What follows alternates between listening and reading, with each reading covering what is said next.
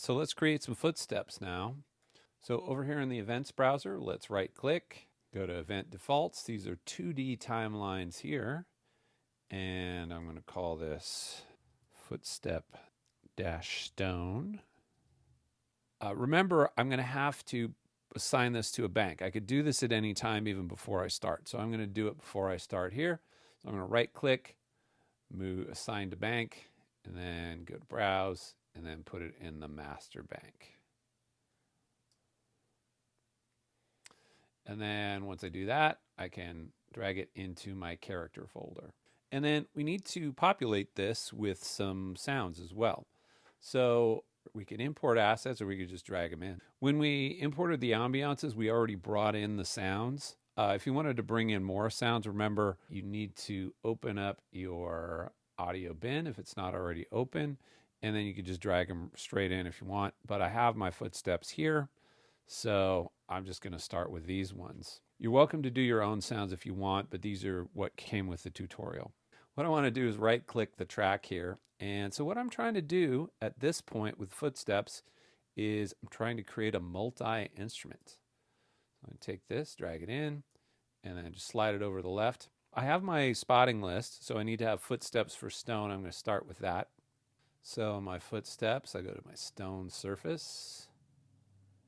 And I'm just going to take all of these, except for the last one, which is called stone surface all, and drag them onto that. So right now I'm kind of far away, so I want to zoom in on this. So you go to view, and you can do this the really slow way.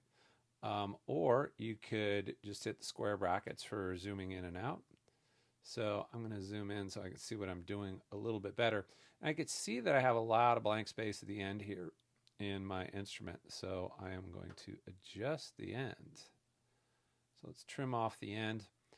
And then if I go to the upper corner, what I want to do is I want to fade these out. So I can do a little bit of editing in here. And then if I play it, it's just going to play them one at a time, which of course is not what I'm looking for. So down here at the bottom, there is a little playlist which has some controls. Down here, you want to hit randomize. I want to loop it to see what it sounds like. I can click this little icon up here at the top, play. It doesn't sound bad, but one of the things that was sort of incorporated into the game by the programmers in the Unity game was sort of a variation in volume and then a variation in pitch. So let's incorporate that here.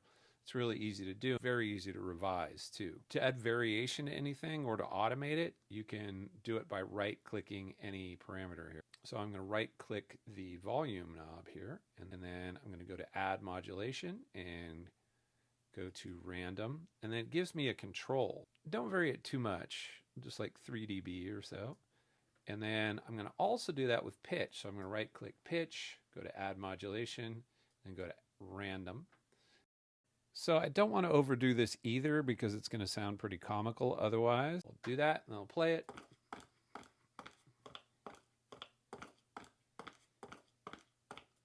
Pretty good. I like it.